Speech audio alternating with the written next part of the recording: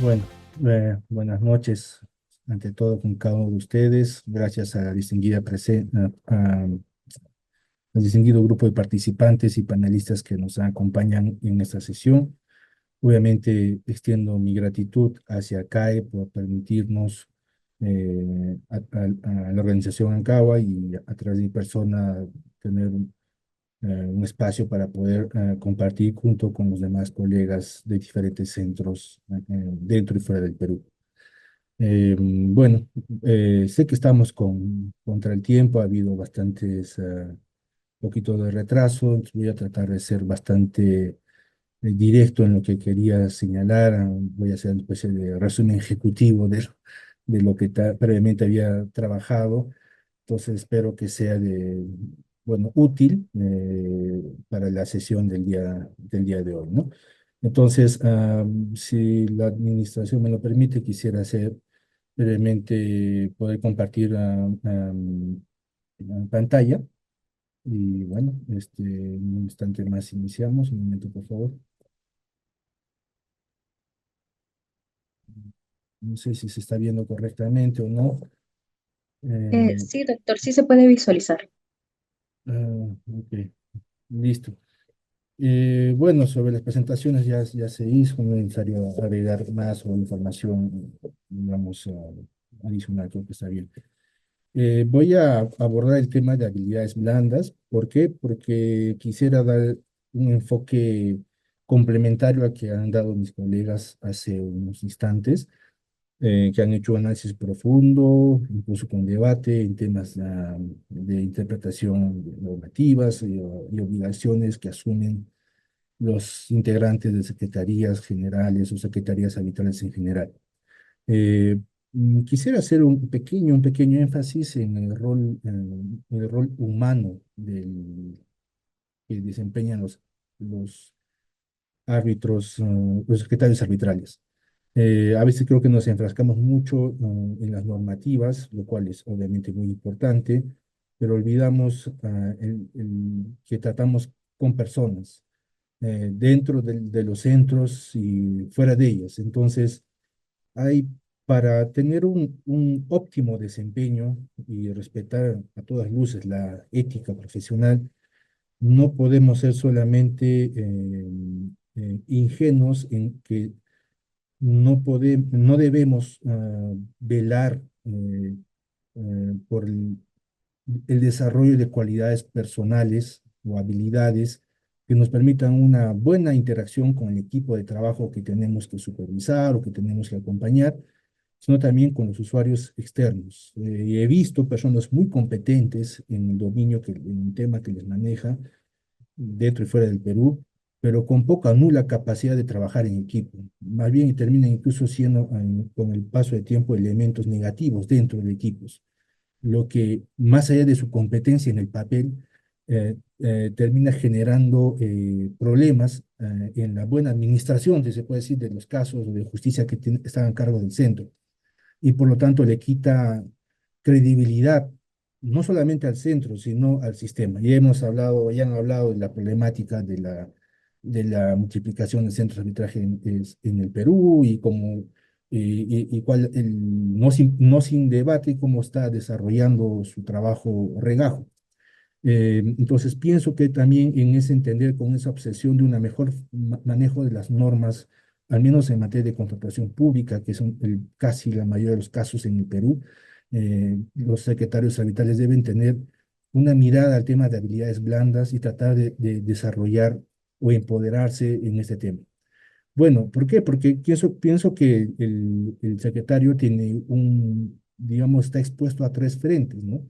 De un lado tiene que tratar con el centro, con las personas que trabajan en el centro, tiene que tratar con los árbitros, y tiene que tratar con las partes. Entonces, esa falta de capacidad puede generar, digamos, que se entorpezcan, que se generen problemas innecesarios dentro del centro. Entonces, pienso que está particularmente expuesto el secretario arbitral para ese tipo de situaciones. Entonces, yo pienso que los secretarios arbitrales tienen que comenzar a desarrollar lo que se entiende por inteligencia emocional. Obviamente es un concepto muy amplio, el tema de inteligencia emocional. En algunas ocasiones se da algunas ponencias dentro y fuera del Perú sobre este tema. No voy a explayarme demasiado en esto.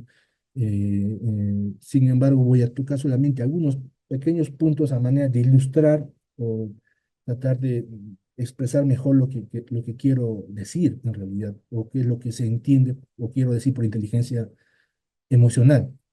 Yo pienso que en la medida que el secretario arbitral o los secretarios arbitrales manejen el tema de inteligencia emocional, van a no solamente generar una mayor credibilidad de sus personas, sino del sistema. Por eso los nombraron incluso como el tema, el título anexo a esta ponencia lo llamaba como la diplomacia arbitral, porque termina siendo una especie de embajadores del sistema. Entonces, para poder tener una mayor fortaleza del sistema, se requiere, por ejemplo, que las personas que operan como secretarios arbitrales deben tener una mejor autoconciencia de sus sentimientos en cuanto a lo que conocen, no conocen, su capacidad de interacción con otras personas, etcétera. Su capacidad de autorregulación también, ¿no? Es difícil, ciertamente muchas veces lo escuchamos. Yo en muchas ocasiones también hablo sobre el tema, pero obviamente en el día a día es complicado. Y ahí viene el trabajo del profesionalismo, porque el profesional no es solamente el tema el que me puede recitar todos los artículos de contratación pública en el Perú. Eso lo puede hacer ChatGPT, ¿no? Si fuese solamente eso, bueno, muchos de nosotros no estaríamos actualmente trabajando. Bastaría con que haga un par de prompts y ya tendría más o menos qué es lo que aplica en a nivel de normativa. Cuenta mucho entonces cómo nuestra capacidad emocional nos ayuda a entender, a tener mayor capacidad cognitiva para procesar la información. Eh, la inteligencia emocional va también por el desarrollo de la motivación personal, cuál es el propósito que queremos alcanzar, ¿no? En muchos casos hablo del tema de excelencia, y excelencia solamente es un ideal que pasa por el dominio de la técnica que tenemos que desarrollar, pero también por la capacidad de saber comunicar correctamente esto con los demás colegas y sobre todo con personas que no piensan igual que nosotros, ¿no? También con la empatía, vemos muchas veces los secretarios arbitrales que no entienden que que trabajan en equipo. Muchas veces hay problemas en que no saben comunicarse mutuamente, y esto genera una parálisis interna dentro de los centros, ¿no? Y obviamente también va por el tema de la capacidad de cooperación social, ¿no? ¿Qué grado de articulación de esfuerzos esta persona puede lograr para alcanzar objetivos en común? ¿Es un elemento que suma o es un elemento que resta? Y entonces ahí son algunos parámetros desde la perspectiva, digamos, profesional que juegan a nivel de la inteligencia artificial. Entonces, este tema del manejo de las emociones, hay muchos estudios en la materia.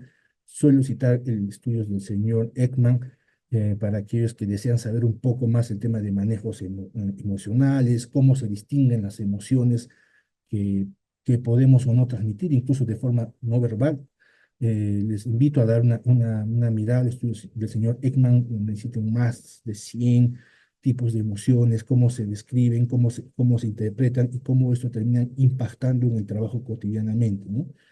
Entonces, el tema de la inteligencia emocional también nos permite diferenciar lo que es el sentimiento de emociones, cómo a partir de emociones nuestra subjetividad nos permite interpretar, entender, darle algún sentido de intelectualidad, entre comillas, a lo que estamos viviendo y por lo tanto poder expresar correctamente el sentimiento que estamos viviendo, ¿no?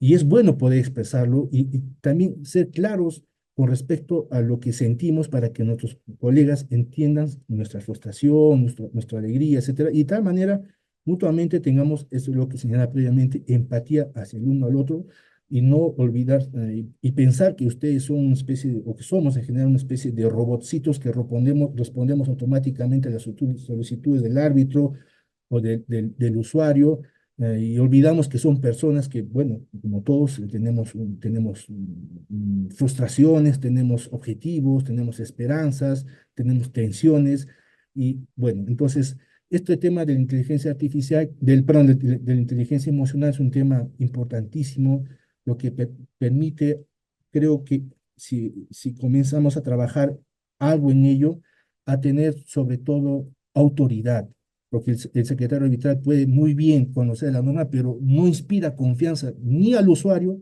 ni al árbitro por la forma en que trata la información. Entonces, en la medida que tenga una persona dominio de sí, comienza a generar confianza. Eso obviamente ayuda mucho a un secretario arbitral. Este tema de la comunicación asertiva obviamente va de par con la inteligencia emocional, hay simbiosis con este tema, pero bueno, en concreto, con el tema de la comunicación asertiva, quería señalar algunos puntos en particular que creo que podrían ser pertinentes en nuestro caso, ¿no? En el tema de la comunicación asertiva no se trata de lo que querías decir, sino cómo lo has dicho, tanto en la expresión oral a viva voz, como también por escrito, que es mucho del trabajo que hacemos, ¿no? Entonces, en la claridad, en la redacción de los documentos, o sea, podemos ver muy bien muchas veces cuál es, digamos, el profesionalismo y la capacidad de dominio de sí, cuando obviamente no son coherentes en cuanto a lo que están escribiendo, cuando se entiende una cosa por otra. Digamos, cuando no puede o sí pueden expresarse directamente, sin rodeos, sin usar tecnicismos innecesarios o descontextualizados, ¿no? De lo que se entiende por, digamos, muchas veces como ruido comunicativo, porque son capaces de expresar correctamente las ideas. Yo veo muchas veces lo que se llama en francés muchas navettes entre lo que dice el árbitro con lo que dice el secretario, que mutuamente están tratando de entenderse qué es lo que quieren decir, mutuamente se quejan del uno del otro. Entonces, esto por la falta de comunicación asertiva. Obviamente no puede haber comunicación asertiva si es que no existe escucha activa en cuanto a lo que, sin perjuicios, tratar de entender lo que está diciendo la contraparte, ¿no? Incluso haciendo preguntas aclaratorias. Usted está afirmando esto, usted está señalando esto, no presumir, porque creo que un gran error que noto en el día a día, ¿no? Es que las partes, o el secretario general en general, presumen o han entendido o sobreentienden que esto es de esta forma iba la comunicación y no se han asegurado, no han hecho las preguntas, digamos, aclaratorias para asegurarse que eso era, o se estaban asegurando que era en ese sentido que querían comunicar. Y obviamente esto mejora la transparencia de los centros. Las partes notan esto, los usuarios, cuando los secretarios arbitrales son capaces de expresarse correctamente y crea mayor confianza con respecto al centro. No olvidemos que las instituciones son personas. Yo conozco personas muy bien versadas en los temas que actualmente nos convocan, pero con poca o nula capacidad de empatía, con poca o nula capacidad de congregar esfuerzos o o de ser incluso claros, ¿no? Son técnicamente muy talentosos, pero socialmente muy limitados. Entonces, la comunicación asertiva también nos invita a diferenciar entre la comunicación pasiva y la comunicación agresiva. Yo he conocido muchas personas que le dicen sí a todo, ¿no? Simplemente porque no tienen capacidad o no tienen mucha capacidad de autoafirmación para poder decir no, qué es lo que quiere decir, de hacerse entender también. Entonces, estas personas que o bien imponen o bien desaparecen porque supuestamente su rol piensan que es no existir, o es como el árbitro de fútbol, ¿no? O sea, en un partido de fútbol, si todo el mundo habla del árbitro, es que el partido de fútbol ha ido mal, ¿no? En nuestro caso, no estamos tanto en el árbitro, ¿no? Tenemos que tener algún rol para poder asegurarnos que el flujo de información, de los plazos, etcétera, ha sido correctamente verificado, sobre todo en el marco de las nuevas regulaciones en el Perú vigentes en materia de contratación pública. Entonces, la comunicación asertiva pienso que es muy relevante para el rol de los secretarios arbitrales e invito bueno, a la comunidad que nos acompaña, si es que ya lo hacen, bueno, muy bien, les felicito por ello. Y si no, quizás a explorar un poco sobre el tema. Existen diferentes elementos disponibles en las páginas web, etcétera, donde pueden encontrar mayor información, digamos, en la materia, ¿no? Muchos hablaron el tema de ética, escuché también en esta mesa. Bueno, quisiera dar alguna reflexión de cuán importante es el tema de la ética, ¿no? Porque, bueno, digamos que la ética va a terminar impactando, digamos, la acción que ustedes van a tomar. Esa acción que ustedes van a ir tomando va a generar poco a poco un comportamiento. Ese comportamiento va generando un hábito de trabajo. Ustedes han generado incluso la creación de manuales, de buenas prácticas, etc. Esos hábitos van a generar un carácter, ¿no? De la persona o de la institución. Pues ese carácter va a generar, pues obviamente, eso es lo que va a generar la reputación y la credibilidad de la organización. Entonces, vemos que eso es importante en el largo plazo, porque eso es lo que al final de cuentas, de cara a los usuarios, lo que suele ser muy considerado por ellos al momento de decidir por qué centros ir o por qué centros no ir, ¿no? Entonces, si no existe ética, y para hacerlo ética, hay que liderar éticamente, esto no se pregona, esto se hace en el terreno. Si no existe esto, pues el sistema fracasa y todas las debates al sistema anterior a Regajo, justamente eso, ¿no? O sea, había un sistema, pero cuán correcto, cuán bueno es el sistema, ¿no?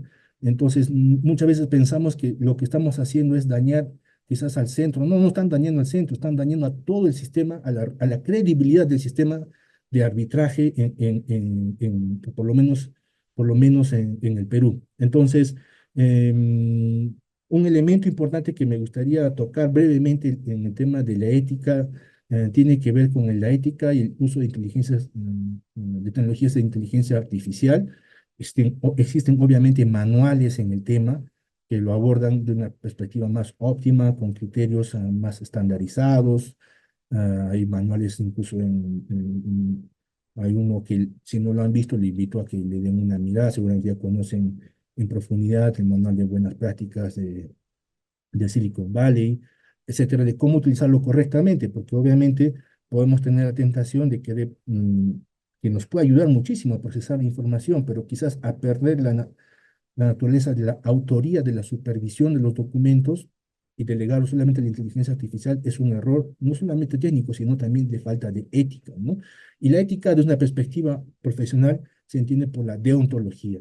Obviamente nuestros centros están, y para los casos de los centros en el Perú, en el marco de estas nuevas exigencias normativas, creando, reformulando sus respectivos códigos de ética, reglamentos internos, para que calcen con lo que solicita ahora las instituciones, la institución del OS a través del regajo, pero en todo caso es parte de nuestra deontología observar y hacer cumplir esos reglamentos que a veces son más exigentes de lo que implica solamente nuestra obligación deontológica como profesionales, ¿no? Profesionales del derecho en su mayoría. Sé que algunos centros deontológicos, colegios profesionales, son más cuidadosos en estos temas que otros. Sin embargo, una de las principales obligaciones de los diferentes colegios profesionales es, por ejemplo, que sus profesionales no mientan, ¿no? O no atenten contra el interés general, ¿no? Y vemos muchas veces acá que justamente el sistema pierde credibilidad porque, bueno, eso termina siendo solamente una letra en el papel y no una práctica real en la vida de la institución, ¿no? Entonces, la ética nos permite ganar integridad, obviamente, y la ética y la integridad poco a poco nos va a permitir llegar a la calidad. Y al ser considerado como o referente, o sea, es referente, eso no eso es alguien que alguien no puede asumir o reclamarse eso, es algo que alguien le reconoce a otro. El liderazgo no es porque tú te reclamas el líder. No sé si ha visto Game of Thrones, ¿no? Esta serie Juego de Tronos, cuando el rey dice, yo soy el rey, y su primer ministro, digamos, le dice, primero, aquel que lo dice es que no lo es, ¿no? O sea, el liderazgo no se grita, se reconoce el liderazgo por los pares. Entonces, eso nos va a permitir alcanzar la práctica de la ética dentro y fuera de la institución. aunque mm, no es exactamente lo que hace el secretario arbitral, pienso que de todas maneras debe conocer algunas herramientas de negociación y resolución de conflictos, porque a veces hay situaciones en que hay que ponderar algunos elementos por el bien de la buena administración de justicia. Y si es que no, si es que vamos de forma ilusa, sin mucho conocimiento, quizás terminamos empeorando la situación, ¿no? Entonces, yo sugiero tener alguna mirada de lo que le implica la negociación en base a intereses, no en base a posiciones, la negociación integradora, de lo que se conoce actualmente por el sistema de BATNA. Pienso que es necesario hacerlo, sí, porque la función en general de todos los secretarios arbitrales es administrar conflictos de alguna forma, ¿no? Entonces, tenemos que tener una mirada crítica a este tema, independientemente de lo que implica la aplicación de las normativas pertinentes en la materia, ¿no? Pero para tener una mirada crítica, previamente hay que haber desarrollado el tema de la comunicación activa, la escucha activa, lo que señalé, la diferenciación entre intereses y posiciones, cómo saber reconocer quién tiene legitimidad para hablar o no, etcétera, etcétera. Entonces, creo que esto es importante para mejorar la excelencia de aquellas personas que van a ejercer el rol de secretarios generales en un centro de arbitraje, ¿no? Bueno, me parece que es importante también para poder mejorar en un corto y mediano plazo, porque estos ejercicios FODAS que se pueden ejercitar dentro de los propios centros, dentro de los equipos de las secretarías generales, va a permitir identificar realmente las fortalezas y las debilidades de cada grupo, pero más allá de ello, va a permitir posteriormente, en la medida que este proceso sea un poquito serio, relativamente profesional o transparente, implementar otras metodologías que complementan esto, ¿no? Como la metodología Kane, que implica, por ejemplo, corregir aquellas debilidades, afrontar aquellas amenazas, mantener las fortalezas, explotar las oportunidades, ¿no?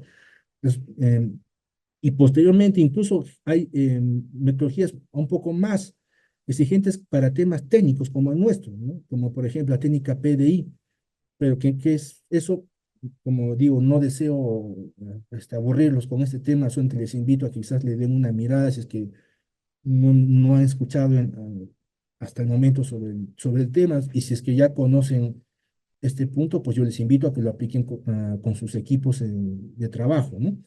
Entonces, darle, por ejemplo, el trabajo técnico, o sea, por ejemplo, qué aspectos técnicos tenemos que sí o sí dominar, ¿no?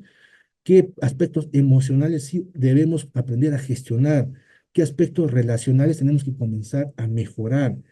¿Qué aspectos éticos tenemos que comenzar a trabajar para mejorar la cultura y los valores de la organización?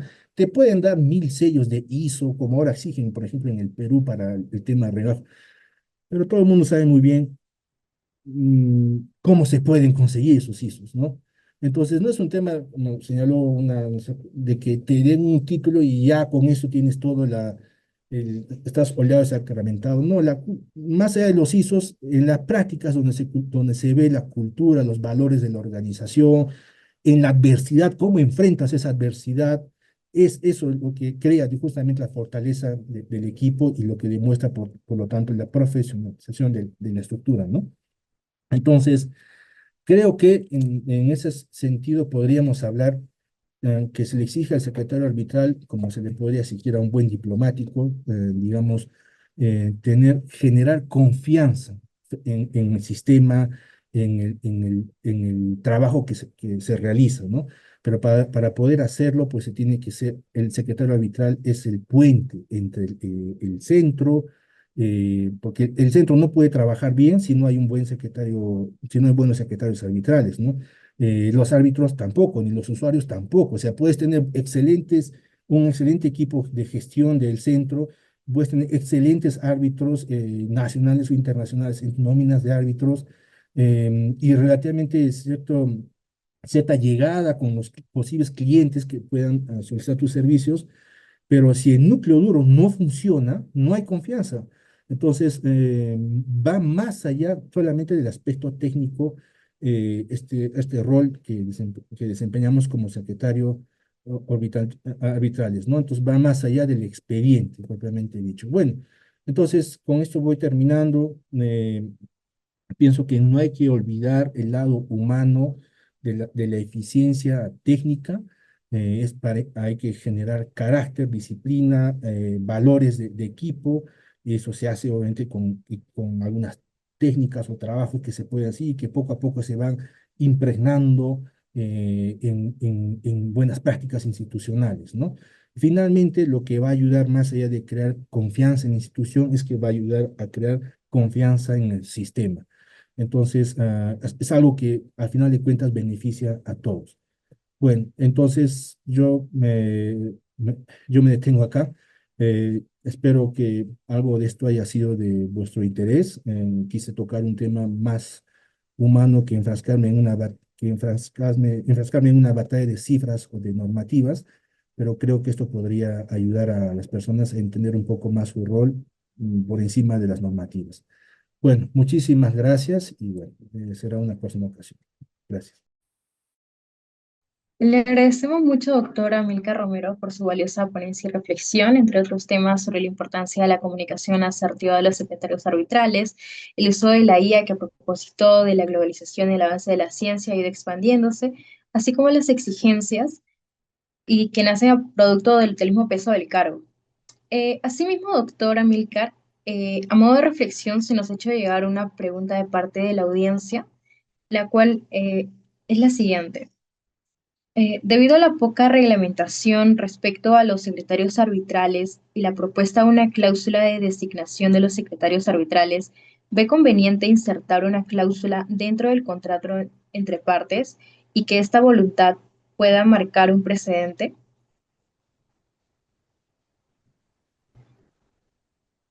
Ok, lo que entiendo de su pregunta es que ya que no hay regulación de los roles del secretario arbitral, si sería correcto mencionar estas en los contratos, ¿correcto?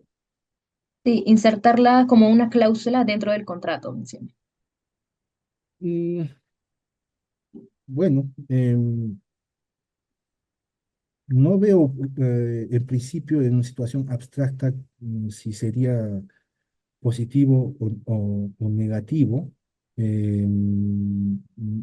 Obviamente en una situación general me es difícil señalarlo. El temor es que, así como ocurre incluso ahora a nivel de las contrataciones públicas en el Perú, a querer darle nuestra mirada, digamos, nacional o que nuestra idiosincrasia responda a esto, terminemos por desnaturalizar, cambiar mm, ah, algunos elementos importantes de lo que se entiende por el buen desempeño de secretarios arbitrales, ¿no? Me explico, por ejemplo, en contrataciones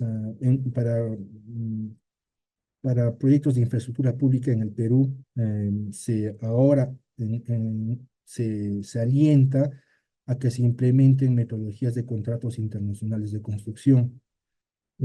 Pero vemos también en la práctica que cada uno le pone lo que entiende por eso, ¿no? Entonces termina siendo una especie de Frankenstein y no hay ninguna armonización a la materia. Y termina generando algunas contradicciones en la práctica porque si ya existe un modelo internacional de buenas prácticas internacionales, pues querer hacer otra cosa diferente termina en algunos puntos contradiciendo esa buena práctica. Entonces, eh, creo que podría ser lo que en contrapartida podría sugerir es que se puede elaborar por parte de algunos centros un manual conjunto sobre qué implica las buenas prácticas, por lo menos en el Perú, consensuado entre los diferentes centros, ¿no? Y esto podría servir de guía para el futuro, una manera de guía. Y quizás en un contrato se podría referenciar esto estos lineamientos o estudios, a manera que lo hacen los think tanks, ¿no? Los centros obviamente tienen como función principal administrar las disputas tanto en arbitraje como ahora en JPRDs, en algunos otros casos en mediación, etcétera, pero en todo caso, creo que también es importante para algunos centros crear equipos de trabajo compartidos y esto permita el mutuo reforzamiento de capacidades y la cooperación para poder reforzar el sistema. Entonces, quizás esta nueva etapa en el regajo que tiene pro y contras a la vez, nada es absolutamente blanco y absolutamente negro, siempre hay puntos grises que son debatibles y está bien que sean debatibles, pero quizás esta nueva etapa permita quizás crear espacios de diálogo entre los diferentes centros que quieren mejorar el sistema y pueden crear algunos estudios, algunos trabajos que permitan mutuamente guiar el sistema hacia mejores y óptimas prácticas nacionales o internacionales, ¿no? Sí, agradecemos mucho por su respuesta, doctor Amilcar Romero.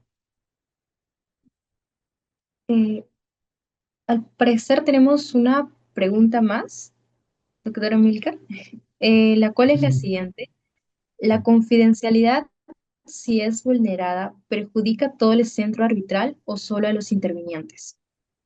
Bueno, en mi opinión, acá no estoy hablando a nombre de la institución, sé que es un poco raro decirlo, ¿no? Porque a veces me quito el sombrero de la organización y a veces me pongo solo el mío.